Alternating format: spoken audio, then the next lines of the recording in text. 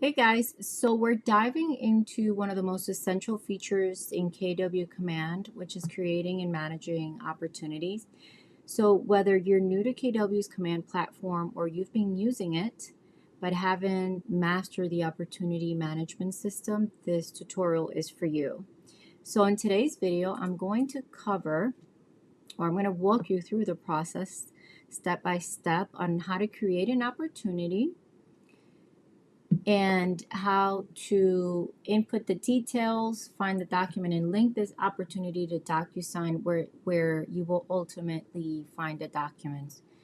So there are two ways that you can create an opportunity.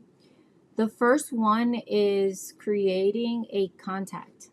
Okay, it's very simple. Hit add a contact, fill in all the information that you need once the contact is created.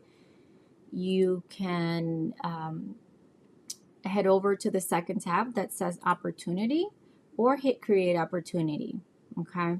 The second way to create an opportunity is by hovering over to this handshake on the left hand side. Remember, all these tabs are different applications, different apps within the command platform. So once you click on the handshake, you will have an opportunity to view your progress, how many listings, how many appointments, actives, pendings, or under contracts and solds, your buyers, your leases, and you can actually track your potential income, probable income, CGI, etc. You can also click all opportunities, which gives you access to all the opportunities that you have ever created. And two things. Number one, feel free to create as many dummy opportunities as you want. They will not get you in trouble if you archive them. It's a good way to practice, right? Because this is essential to your business, and you should work on it so that it becomes muscle memory. It's like waking up, brushing your teeth, showering. It should be that easy, that simple, so that you can focus on selling, right? Which is or lead generation, which is what will get you closer to transacting. Okay. The second thing is that when you're creating an opportunity, you have to make sure that you're not working on your personal profile. You're working on the pro coach account. Okay. Something that I would like to mention is that your contacts should go on your personal account. The opportunity should be on the pro coach. Now, that being said, when you create an opportunity on the pro coach, you might need to create another contacts for that person. Okay. Because it's a completely different profile. And so without further ado, just hit the create button on the upper right hand corner. Once you're on here, anything with an asterisk needs to be filled out. Tampa Central, it will be on here by default. You can't change that. You can create or select the opportunity type. For this example, I'm going to pick buyer. Okay. And I'm also going to input a dummy name. So let's name this prospect name James DuPont. Okay. And I'm going to put in my email address. Okay, and the client's phone number. The opportunity's name, I'm going to leave it as James DuPont / buyer for now. And the reason is because I haven't found a property yet for this person. Most of the time. So if you're working with a prospect that knows the property that they wish to write an offer on, go ahead and write that. But for the great majority of the times, you're not going to have a property yet. And so initially you will need to put the buyer's name as the opportunity name. And then once you're getting ready to write an offer or you're under contract, you can go ahead and edit that opportunity and put the property address. Okay. The commission rates, if I'm working with a buyer, I typically put 3%. You can put 4%, 6%. It doesn't really matter. You can always edit that once you are creating an offer. The opportunity phase, there's three kinds. You can click cultivate. This is a person that's still not ready. I'm still cultivating. I have an appointment set with this person. That's the second tap. Or this person is actively looking. Okay. The opportunity stage, there's also three stages.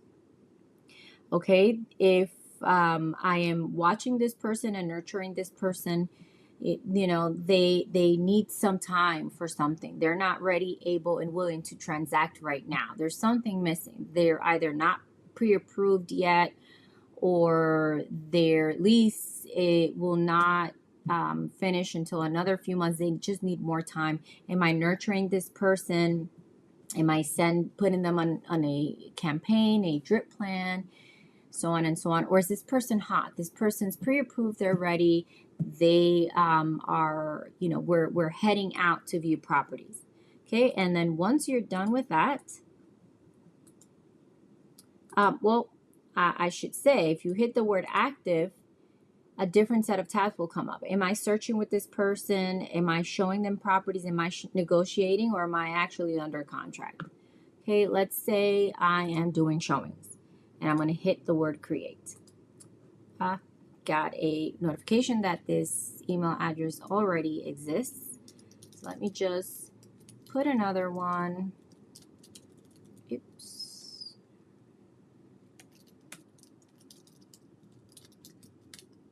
And there you go. And hit the word create. I'm going to have to make up a number.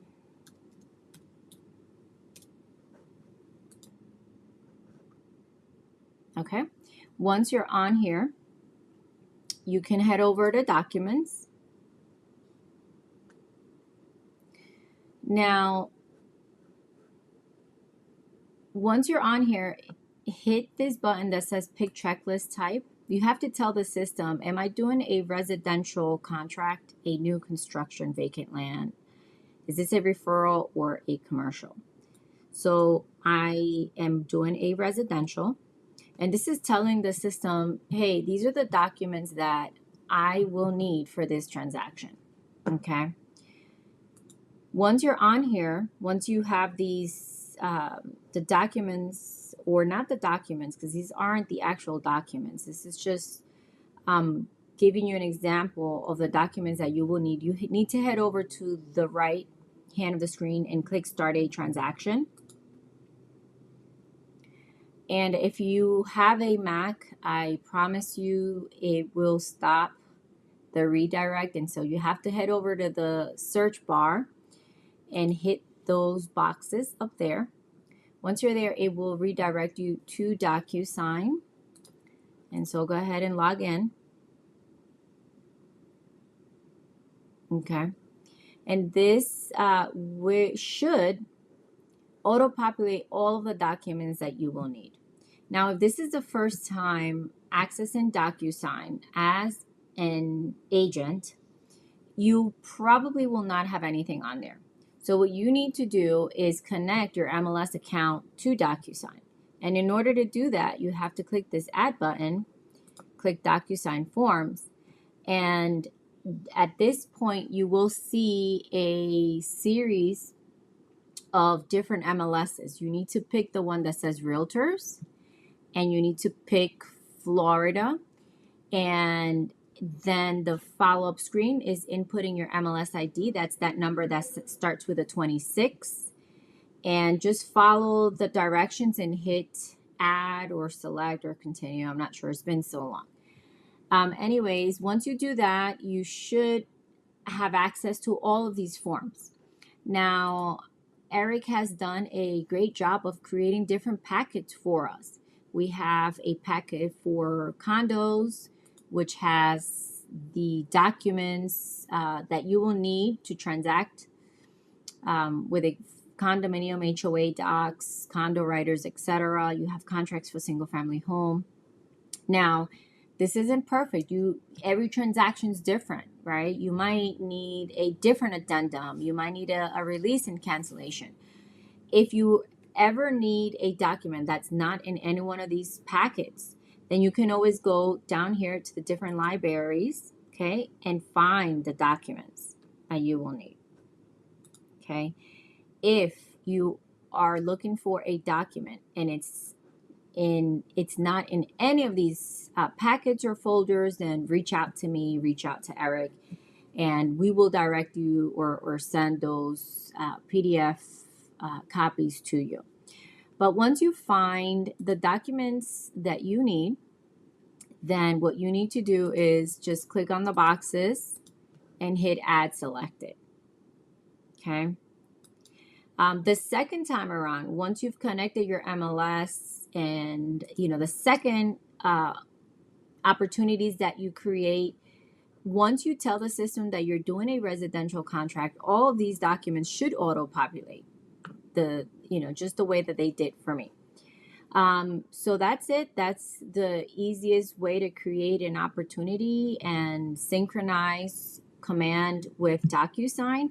In the next video, I'm going to show you how to access these documents, how to fill them out, and actually set them up and send them for signatures so that your clients can receive them.